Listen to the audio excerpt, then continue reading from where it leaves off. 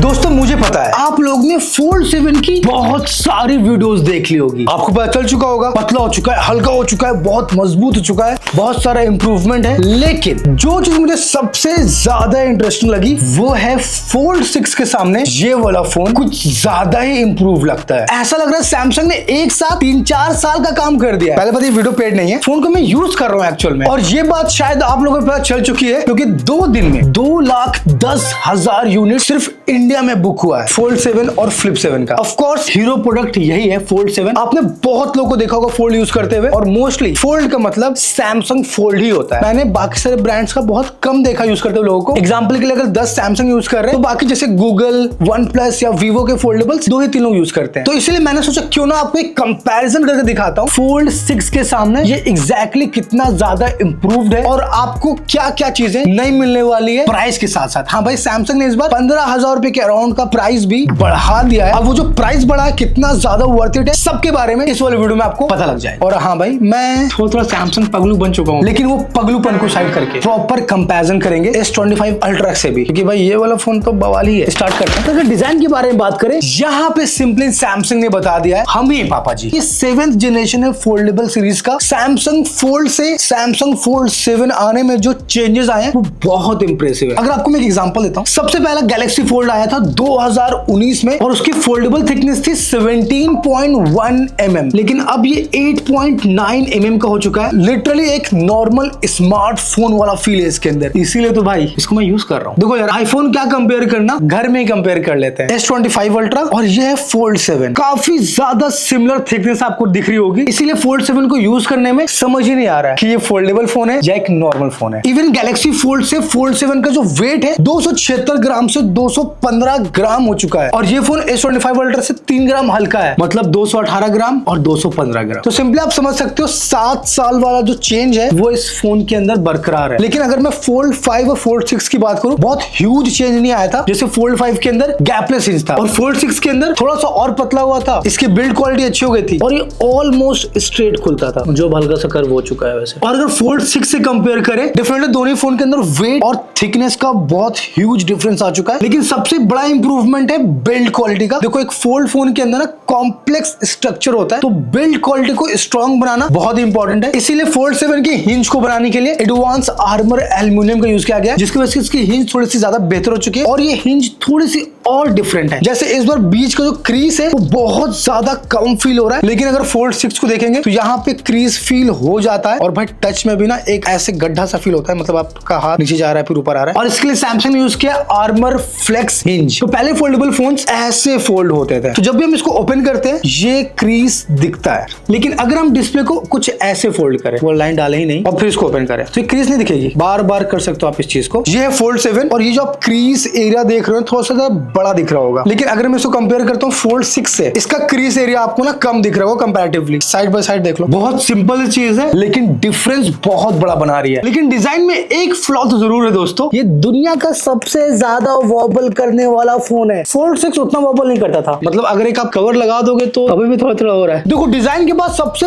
बड़ा और important change display के अंदर आया है, और ये चेंज सैमसंग ने ऑलमोस्ट 6 साल के बाद किया है। सिंपली मैंने सारे सैमसंग फोल्ड्स देखे, लेकिन मैंने सारे फोल्ड्स को प्रॉपर तरीके से as a primary device use ही नहीं किया, बस यूज किया, रिव्यू किया and then back to iPhone और सैमसंग। लेकिन इस बार फोल्ड 7 को देखते ही मैं इसमें शिफ्ट हो चुका हूं, और इसका रीजन है 21:9 डिस्प्ले। मतलब ये कवर डिस्प्ले अब बहुत ज्यादा यूजेबल हो गई है, थोड़ी सी वाइड हो चुकी है और डेफिनेटली एक फ्लैगशिप डिस्प्ले जिसमें कोई भी कमी नहीं छोड़ी गई है। 6.3 इंच से 6.5 इंच हो चुका है और अंदर वाले डिस्प्ले भी 8 इंच का हो चुका है, पतला और हल्का भी है, तो एज अ नॉर्मल फोन भी यूज हो जा रहा है। लेकिन सैमसंग ने एक प्रॉब्लम अभी तक फिक्स नहीं किया है। फोन में अभी तक फिंगरप्रिंट सेंसर साइड माउंटेड है। भाई फ्लैगशिप फोन के अंदर ना इन डिस्प्ले फिंगरप्रिंट सेंसर होना चाहिए, लेकिन सैमसंग ने वो अभी तक डेवलप नहीं किया, शायद से फोल्ड 8 के लिए कुछ छोड़ा गया है। लेकिन मैं बहुत ज्यादा ये वाला फिंगरप्रिंट सेंसर मिस करता हूं। देखो भाई, S25 अल्ट्रा का बहुत फास्ट है, टच किया खुल गया। अगर ये इंप्लीमेंट हो जाता तो ये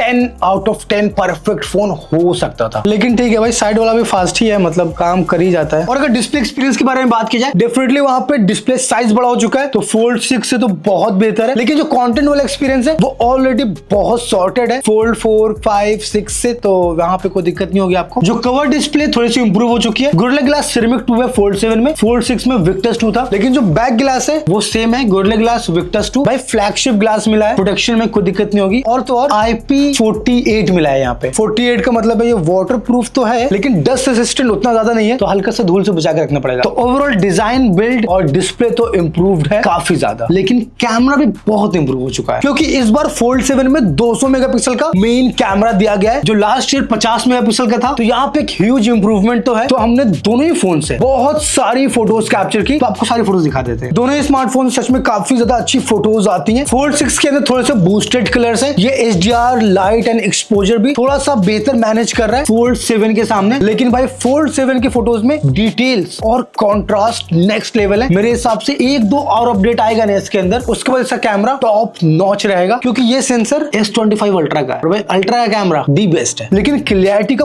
पूरा नंबर फोल्ड 7 को मिलेगा। पोर्ट्रेट सैंपल्स की बात करें, यहाँ पर भी बहुत नेक्स्ट लेवल डिटेल्स और अच्छे एज डिटेक्शन के साथ फोल्ड 7 पोर्ट्रेट्स कैप्चर कर लेता है। कॉन्ट्रास्ट मुझे बहुत सही लगा सारी फोटोज का, जहाँ पे फील तो आ रहा है ये वाले फोन को आप वेकेशन पे लेके आराम से जाओ और DSLR घर भी भूल जाओ। लेकिन अगर वाइड एंगल की बात करते हैं, वहां पे फोल्ड 6 थोड़ा ज्यादा वाइड फोटोज कैप्चर कर लेता है। और अभी भी फोल्ड 6 का कैमरा सच में बहुत अच्छा है, लेकिन आप S25 अल्ट्रा, S24 अल्ट्रा से कंपेयर मत करना, उससे कंपेयर करना है तो यही कैमरा आएगा आगे। हल्का सा ऑप्टिमाइजेशन और चाहिए बस। सेल्फीज की बात करते हैं, 200 मेगापिक्सल में आप हाई डिटेल्स सेल्फी ले सकते हो। फोल्ड फ्लिप इनका फायदा ये होता है, आप मेन कैमरा यूज करके सेल्फी ले सकते हो। बताता हूँ कैसे। मैंने कैमरा ओपन किया, स्विच कर दिया इसके ऊपर। अब देखो, इसको ऐसे घुमाने का, अब देखो भाई वीडियो बनाओ चाहे फोटो, 200 मेगापिक्सल से इतनी high quality selfie, wide selfie भाई। ओ भाई इतना वाइड, डिटेल्स देखोगे, डिटेल्स, ओ माय गॉड, इतनी नेक्स्ट लेवल सेल्फी, नाक का दाना दिख गया दोस्तों।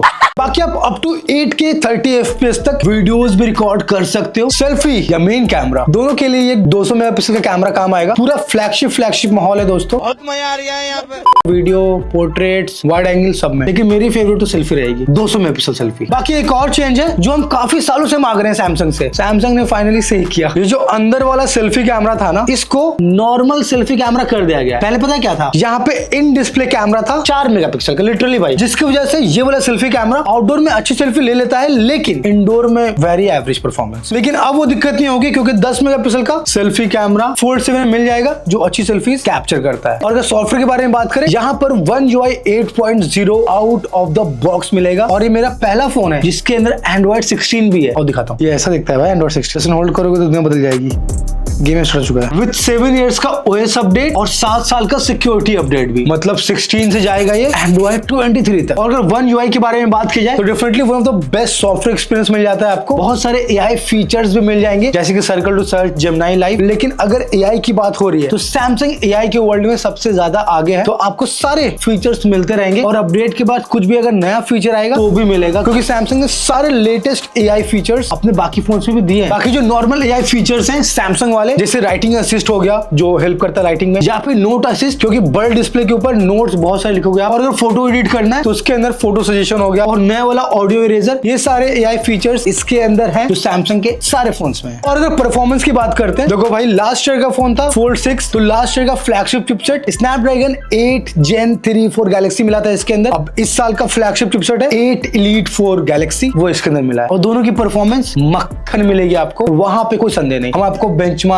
नंबर नहीं दिखाएंगे, आप सिंपली समझो one of the best performance मिलेगा। अगर आपको गेम खेलना है उसमें मिल जाएगा, मल्टीटास्किंग करनी है उसमें मिल जाएगा। बस एक कमी रह गई इस बार, ये S Pen का सपोर्ट सैमसंग ने हटा दिया। अब S Pen काम नहीं कर रहा है यहाँ पे दोस्तों, लेकिन S Pen का सपोर्ट अपने फोल्ड 6 में जरूर मिलेगा, तो ये एक दुखी खबर तो है। लेकिन मैं ना प्रैक्टिकल बात करता हूँ, ठीक है, मैंने फोल्ड 6 उतना यूज नहीं किया तो no comments, but S25 ultra मेरे पास है, इसके अंदर S Pen भी है, मैंने 4 बार यूज किया है इसको। इसका ये ब्लूटूथ सपोर्ट सैमसंग ने निकाल दिया था, शुरू में तो हमें क्रिटिसाइज किया, लेकिन फर्क नहीं पड़ा उतना। लेकिन बहुत लोग यूज करते हैं, और शायद फोल्ड में तो ज्यादा करेंगे लोग, क्योंकि भाई बड़ी डिस्प्ले होती है, तो यहाँ पे ड्रॉइंग कर सकते हो। लेकिन सॉरी, बैटरी और चार्जिंग के बारे में बात किया जाए, लास्ट ईयर मिला था 4400 mAh बैटरी, और इस साल भी सेम 4400 mAh की बैटरी मिली है। लेकिन इसको एग्जैक्टली सेम नहीं कह सकते, इतने पतले फोन के अंदर 4400 mAh बैटरी डालना सच में काफी कमाल की इंजीनियरिंग है मेरे हिसाब से। तो इस बार सैमसंग ने ना फोल्ड 7 को स्क्रैच से डिजाइन किया है, लास्ट ईयर वाले फोन्स के ऊपर थोड़ा बहुत चेंज करके नहीं बनाया है। बाकी यहाँ पे आपको 15 वाट की वायरलेस चार्जिंग मिल जाएगी, और ये रिवर्स वायरलेस चार्जिंग भी कर सकता है 4.5 वाट पे। लेकिन हाँ, फास्ट चार्जिंग भी अपग्रेड नहीं हुआ है,